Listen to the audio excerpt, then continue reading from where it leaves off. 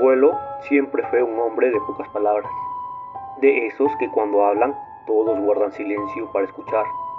Trabajó toda su vida como minero en Guanajuato y la dureza de su oficio se reflejaba en sus manos callosas y su mirada profunda. Pero había algo más en esos ojos oscuros, algo que, solo años después, comprendí que era el peso de un secreto que lo atormentó hasta el último día de su vida. Todo comenzó en el verano de 1987. Yo tenía 23 años cuando mi abuelo enfermó gravemente. La familia se turnaba para cuidarlo en la antigua casona familiar, una construcción colonial de 2 pisos ubicada en uno de los callejones más antiguos del centro histórico de Guanajuato. La casa había pertenecido a la familia por generaciones y sus gruesos muros de cantera guardaban más historias de las que cualquiera pudiera imaginar. Desde pequeño siempre me intrigó porque ninguno de mis tíos quería vivir en esa casa, a pesar de su valor histórico y su ubicación privilegiada. Mi padre era el único que se había quedado, más por obligación que por elección, según entendí años después. Los otros 4 hermanos se habían mudado lo más lejos posible, incluso fuera del estado, y solo regresaban cuando era absolutamente necesario. La casona, con sus techos de más de 4 metros de altura y sus ventanales emplomados, tenía ese aire señorial típico de las construcciones coloniales. El patio central, empedrado con cantera rosa, albergaba una fuente antigua que, según decían, nunca se secaba, ni siquiera en las peores sequías. Los corredores estaban flanqueados por columnas macizas que proyectaban sombras extrañas al atardecer, sombras que parecían moverse de manera antinatural cuando las observabas por demasiado tiempo. Una noche particularmente calurosa de julio, me tocó quedarme a cuidar al abuelo. La humedad se pegaba a la piel como una segunda capa, y el silencio de la casa era tan denso que podías escuchar el goteo constante de la fuente en el patio. Un sonido que esa noche me pareció más similar a un latido que al caer del agua. El abuelo había estado especialmente inquieto ese día. La fiebre lo hacía delirar por momentos, y entre susurros incomprensibles repetía una y otra vez: la puerta del sótano. La puerta del sótano debe permanecer cerrada. Al principio no le di mayor importancia. Después de todo, el sótano de la casa había estado clausurado desde que tenía memoria. Nadie en la familia había bajado allí en décadas, y la pesada puerta de madera con herrajes antiguos permanecía siempre cerrada con un candado oxidado.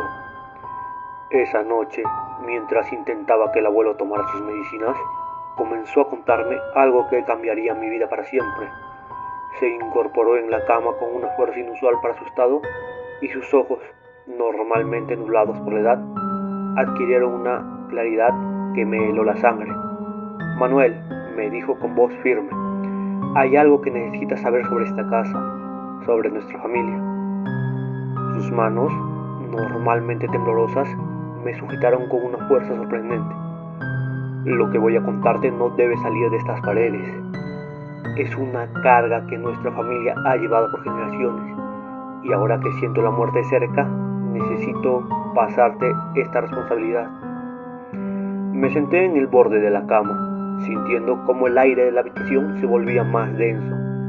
El abuelo comenzó con su relato, con una voz que parecía venir de muy lejos, como si cada palabra arrastrara el peso de décadas de silencio. Esta casa, dijo, no siempre perteneció a nuestra familia. En 1875, mi abuelo, tu bisabuelo, la compró por una cantidad ridículamente baja a una familia española que necesitaba venderla con urgencia. En aquella época la casa ya tenía más de 100 años de antigüedad y una reputación muy peculiar. Se detuvo para tomar aire y noté cómo sus manos temblaban ligeramente mientras continuaba. La familia española que la vendió había vivido aquí apenas 6 meses. Antes de ellos, ningún propietario había logrado permanecer más de un año. Todos se iban repentinamente, algunos en medio de la noche, dejando sus pertenencias atrás.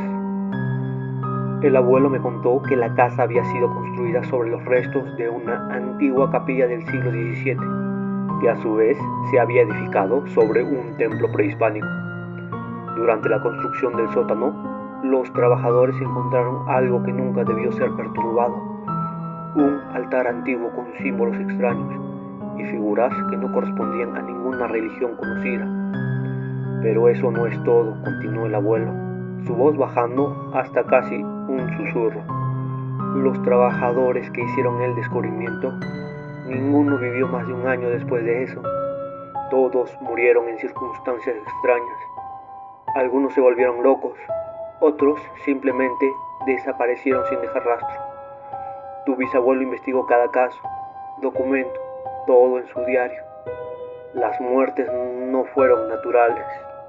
Me contó que el primer trabajador, un hombre llamado José Martínez, fue encontrado ahogado en su propia casa, en una tina que apenas tenía 10 centímetros de agua.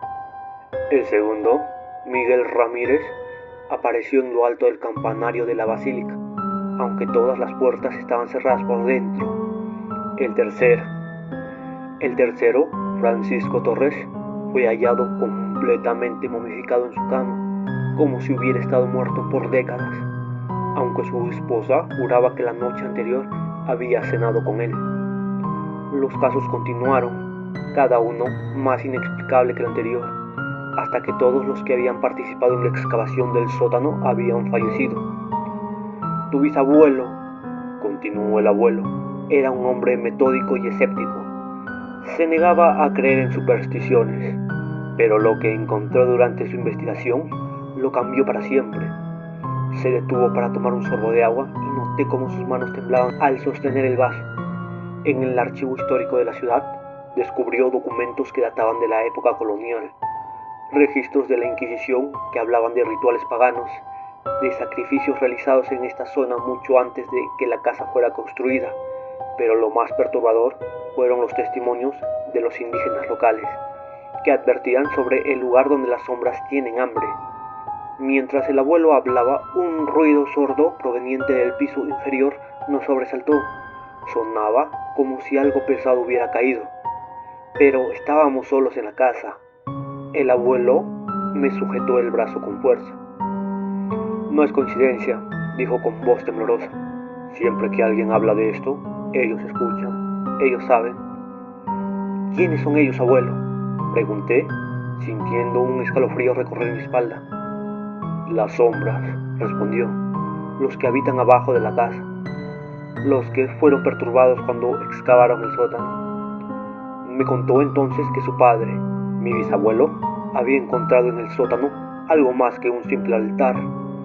Había descubierto una serie de túneles que se extendían bajo la ciudad, túneles que no aparecían en ningún mapa oficial, ni siquiera en los registros mineros más antiguos.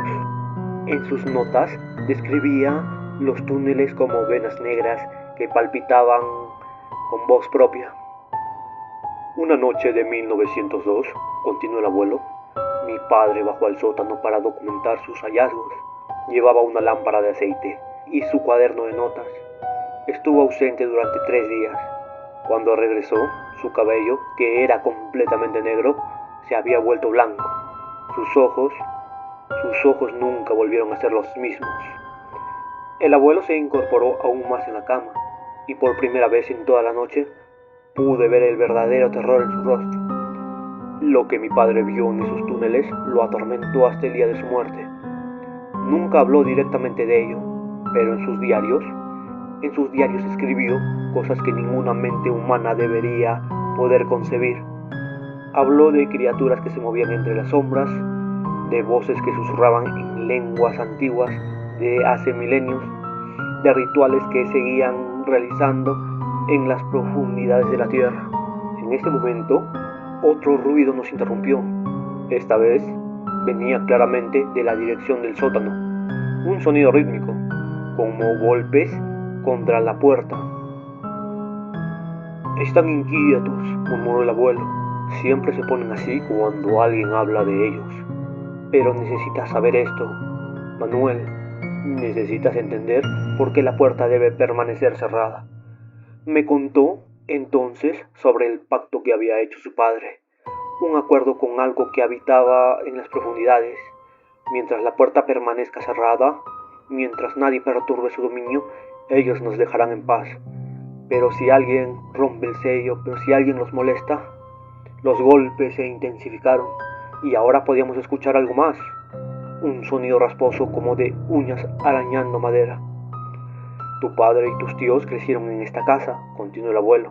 Cada uno de ellos tuvo su propia experiencia con lo que habita aquí. Tu tío Roberto, el mayor, fue el primero en irse. ¿Recuerdas que nunca te contamos por qué tiene esa cicatriz en el rostro? Asentí. La cicatriz de mi tío Roberto era algo de lo que la familia nunca hablaba. Una marca que iba desde su sien izquierda hasta la comisura de sus labios. Tenía 12 años cuando sucedió. Una noche lo encontramos en el corredor del segundo piso, inconsciente y sangrando. Cuando despertó, solo repetía una cosa: las sombras tienen dientes. Nunca volví a dormir en esta casa. Los golpes en el sótano cesaron tan abruptamente como habían comenzado, dejando un silencio aún más perturbador. El abuelo continuó su relato, su voz apenas un susurro en la penumbra de la habitación. Tu tía María, la menor de mis hijos, fue la que tuve el encuentro más cercano. Tenía apenas 8 años cuando sucedió. Era una niña curiosa, demasiado para su propio bien. Un día, mientras jugaba en el patio, encontró una llave antigua entre las piedras de la fuente, una llave que encajaba perfectamente en el candado del sótano. El abuelo se detuvo, cerrando los ojos como si el recuerdo fuera demasiado doloroso. Cuando los abrió de nuevo, había lágrimas en ellos. La encontramos justo a tiempo. Había logrado abrir la puerta y estaba en el primer escalón cuando tu padre le escuchó gritar. Cuando la sacamos de allí, estaba en shock. Su cabello negro, como el de todos en la familia, tenía un mechón completamente blanco. No habló durante 6 meses después de eso. Cuando finalmente lo hizo, nos contó que había visto algo al pie de la escalera, algo que la miraba desde la oscuridad, con ojos como pozos llenos de estrellas muertas. Mientras el abuelo hablaba, noté que la temperatura de la habitación había descendido considerablemente. Mi aliento formaba pequeñas nubes de vapor en el aire, algo imposible para una noche de julio en Guanajuato. Tu padre, continuó el abuelo, fue el único que se quedó, no por valentía, sino por deber. Alguien tenía que mantener el pacto, vigilar la puerta, asegurarse de que el sello no se rompiera. Pero el precio que ha pagado, todos hemos pagado un precio por vivir aquí. Me contó entonces sobre los eventos que habían llevado a la muerte de mi abuela, algo que siempre había sido un tema tabú en la familia. Oficialmente había muerto de un ataque al corazón, pero la verdad era mucho más oscura. Tu abuela era una mujer muy fuerte, una escéptica como tu bisabuelo. Se negaba a creer en supersticiones, como ella las llamaba. Una noche de 1965 decidió enfrentar sus miedos.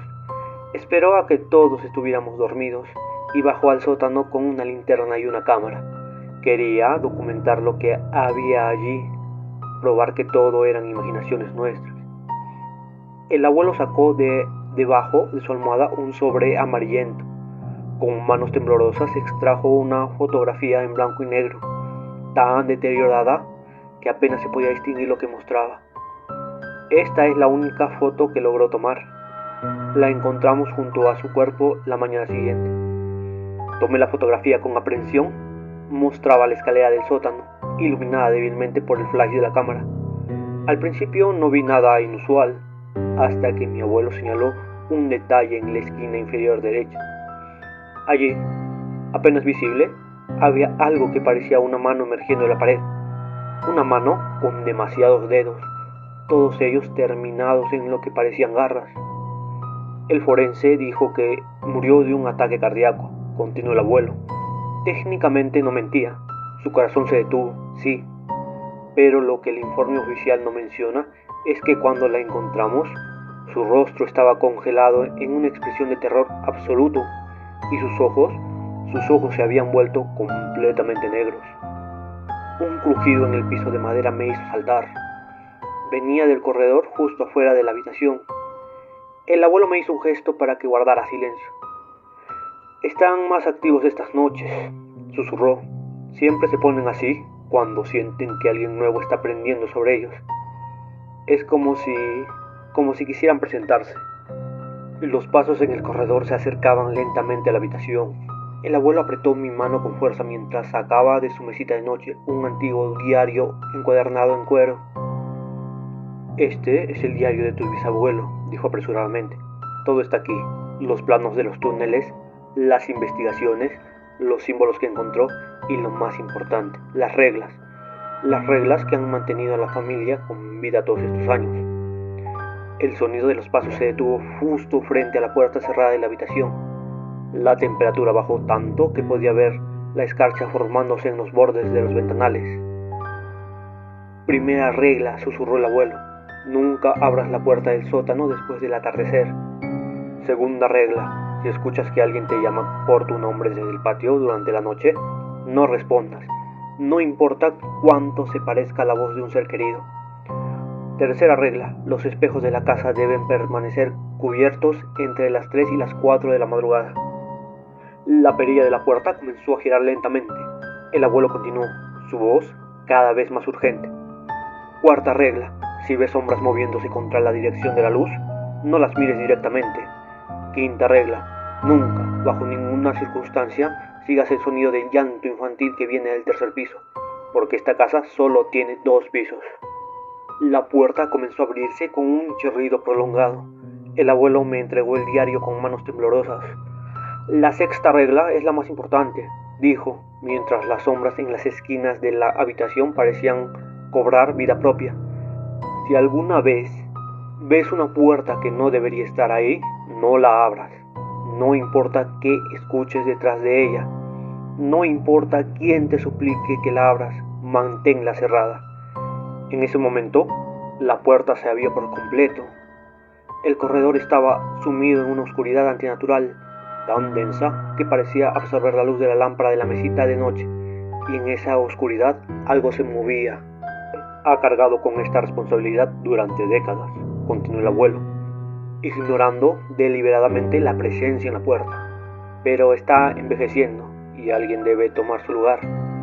Los documentos en el archivo municipal confirman lo que siempre sospechamos. Esta casa no fue construida como residencia. Era un sello, un punto de anclaje para contener algo que los antiguos habitantes de estas tierras temían tanto que sacrificaron generaciones enteras para mantenerlo dormido». Las sombras en el corredor comenzaron a tomar forma, una forma que mi mente se negaba a procesar completamente. El abuelo apretó el diario contra mi pecho. «En 1857», continuó, «un grupo de mineros descubrió algo en los túneles bajo la ciudad, algo que debería haber permanecido enterrado. Los registros oficiales dicen que la mina se derrumbó, matando a todos los trabajadores. La verdad es que ellos sellaron la entrada con plata y hierro consagrado y construyeron esta casa encima como una última línea de defensa». Un olor a tierra húmeda y algo más antiguo, algo que recordaba a tumbas profundas y secretos enterrados, comenzó a llenar la habitación. Las sombras en la puerta se estiraban hacia nosotros como dedos largos y retorcidos. «Lo que sea que encontraron allí abajo», dijo el abuelo, su voz apenas audible sobre el sonido de mi propio corazón latiendo, «sigue intentando salir. Y nosotros, nuestra familia, somos los guardianes designados para evitarlo». La figura en la puerta dio un paso hacia adelante y la luz de la lámpara parpadeó violentamente. En ese breve instante de oscuridad escuché algo que sonaba como el crujir de huesos antiguos y el susurro de miles de voces hablando en un idioma olvidado. «Manuel», dijo el abuelo con una calma antinatural, «no mires directamente a la puerta. Abre el diario en la página marcada con la cinta roja». Con manos temblorosas encontré la página indicada. Estaba llena de símbolos extraños dibujados con lo que parecía ser tinta marrón oscura, aunque algo me decía que no era tinta en absoluto. «Esos son los sellos de protección», explicó el abuelo mientras las sombras seguían avanzando. «Tu bisabuelo los copió de las paredes de los túneles. son anteriores a los aztecas, anteriores incluso a los más antiguos asentamientos de los que tenemos registro. El olor a tierra y podredumbre se intensificó, y con él vino un sonido que nunca podré olvidar, algo parecido a una risa infantil pero distorsionada, como si estuviera siendo reproducida al revés y bajo el agua. La verdad sobre la muerte de tu abuela, continuó el abuelo, es que encontró algo en el sótano, algo que llevaba siglos esperando que alguien bajara. En sus notas finales escribió sobre una puerta que no debería estar allí, una puerta hecha de un material que parecía hueso y obsidiana. Las sombras ya estaban a medio camino de nuestras camas, moviéndose como si el aire fuera agua y ellas fueran criaturas marinas primitivas. Tu abuela cometió el error de abrir esa puerta, dijo el abuelo, sacando de debajo de su almohada un rosario hecho con lo que parecía ser pequeños huesos. Lo que vio del otro lado, lo que intentó entrar cuando ella abrió la puerta. Un grito agudo interrumpió sus palabras, pero no venía de la figura de la puerta, venía del piso superior, un piso que no debería existir. Manuel, dijo el abuelo con urgencia, lo que voy a decirte es ahora crucial. La razón por la que te he contado todo esto esta noche es porque ya no queda tiempo. Los sellos se están debilitando. Tu padre lo ha notado, yo lo he notado. Las entidades del otro lado están más fuertes que nunca y necesitamos sangre joven para reforzar los antiguos pactos. En ese momento, la figura en la puerta se detuvo. Aunque me esforzaba por no mirarla directamente, podía sentir que había girado su atención hacia el abuelo. Lo siento, hijo, susurró el abuelo, lágrimas corriendo por sus mejillas arrugadas. Lo siento tanto, pero la familia Torres ha mantenido este sello por generaciones, y cada generación debe hacer su sacrificio. ¿Sacrificio?, pregunté, mientras un frío helado me recorría la espalda al comprender el verdadero significado de sus palabras. La sangre llama a la sangre, respondió el abuelo, su voz quebradiza. Cada 33 años, uno de nosotros debe ofrecerse voluntariamente. Es el precio que pagamos por mantener el sello. Tu padre lo hizo con tu hermano mayor, Miguel. ¿Recuerdas cuando desapareció? No se fue a estudiar al extranjero como te dijimos. Más corrían libremente por el rostro del abuelo mientras la figura en la puerta comenzaba a emanar un resplandor enfermizo, un brillo verdoso que parecía provenir de algún lugar más allá de nuestra realidad. Pero esta vez es diferente, continuó el abuelo. Los antiguos textos hablan de un ciclo mayor, un periodo de 333 años, cuando el sello necesita más que un simple sacrificio. Necesita un guardián, alguien que tome el lugar de los que vigilan el otro lado.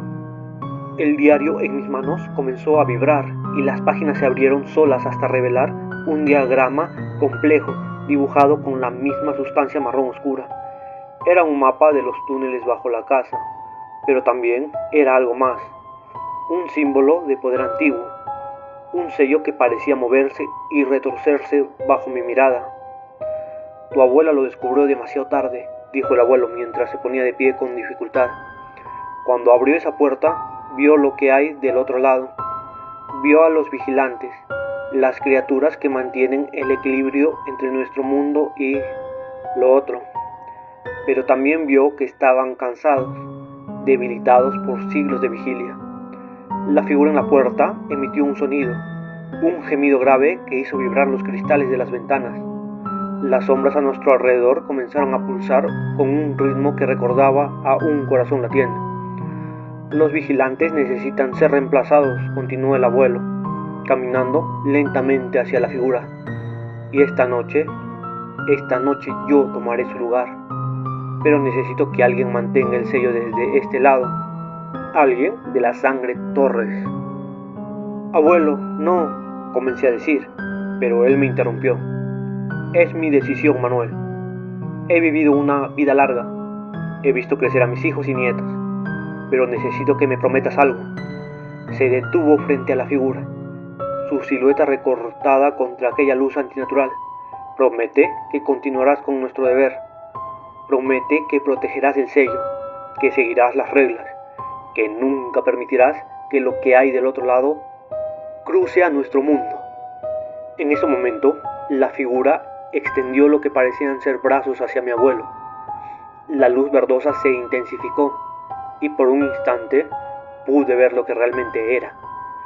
Una masa de sombras y ojos, o lo que parecían serlo, de tentáculos, de bocas, de formas que parecían humanas pero desafiaban toda lógica y comprensión. Una última cosa, dijo el abuelo mientras las sombras comenzaban a envolverlo. Si alguna vez escuchas mi voz llamándote desde el sótano, no respondas. Ya no seré yo. La luz verdosa explotó en un destello cegador. Cuando pude volver a ver, el abuelo y las figuras habían desaparecido, dejando solo un olor a ozono y tierra húmeda. El diario en mis manos ardía con un calor sobrenatural, y los símbolos en sus páginas parecían moverse por voluntad propia. Me quedé inmóvil, tratando de procesar lo que acababa de presenciar, cuando un sonido familiar rompió el silencio. El timbre de mi celular. Era mi padre. Manuel. Su voz sonaba ronca, desesperada. ¿Dónde está el abuelo? Papá, él se fue. Respondí, las palabras atorándose en mi garganta. Hubo un largo silencio en la línea. Cuando mi padre volvió a hablar, su voz estaba cargada de una mezcla de dolor y resignación. Lo hizo, ¿verdad? Tomó mi lugar. Maldita sea, le dije que yo lo haría, que era mi turno. ¿Tú sabías? Claro que sabía. ¿Por qué crees que insistí tanto en que no visitaras la casa esta noche? Pero el abuelo, siempre tan terco. Escúchame bien, Manuel, necesito que hagas exactamente lo que voy a decirte. Mientras mi padre me hablaba, noté que las sombras en la esquina de la habitación comenzaban a moverse de nuevo, pero esta vez era diferente. Ya no se sentían amenazantes, sino expectantes. En el sótano, continuó mi padre, detrás de la caldera vieja hay una puerta sellada con 7 candados. Cada candado tiene un símbolo diferente. Necesito que vayas allí ahora y verifiques que todos los sellos estén intactos. Pero las reglas, dijiste que nunca. Las reglas han cambiado, me interrumpió. Tu abuelo es un vigilante ahora. Esta noche, todo el equilibrio de poder está fluctuando. Es el momento más peligroso, pero también el único momento en que podemos reforzar los sellos. Sin el sacrificio habitual. Mientras bajaba las escaleras hacia el sótano, con el diario apretado contra mi pecho y el rosario de huesos del abuelo en mi mano, escuché algo que me heló la sangre. Mi nombre, susurrando con la voz exacta de mi abuelo, viniendo desde detrás de la puerta sellada. Manuel, ayúdame, me equivoqué. Por favor, ábreme. Cerré los ojos, recordando sus últimas palabras. Con manos temblorosas saqué el diario y lo abrí en la página del sello principal. Las letras brillaban con una luz propia mientras comenzaba a recitar el antiguo ritual, ignorando los gritos y súplicas que aumentaban detrás de la puerta. Porque ahora yo era un Torres, y los Torres teníamos un deber que se pagaba con sangre y sacrificio, un deber que había mantenido a la humanidad a salvo de horrores inimaginables durante generaciones. Y mientras las velas del ritual se encendían solas y las sombras danzaban a mi alrededor, supe que esta no era solo una historia de terror más. Era mi herencia, mi maldición y mi destino. Si te ha puesto los pelos de punta esta historia de horror familiar y pactos ancestrales, no olvides dejar tu like y suscribirte al canal. Activa la campanita para no perderte ninguna de nuestras historias de terror. ¿Te gustaría heredar un deber familiar tan oscuro como el de Manuel? Cuéntame en los comentarios. Y recuerda, si alguna vez escuchas que alguien te llama por tu nombre en medio de la noche,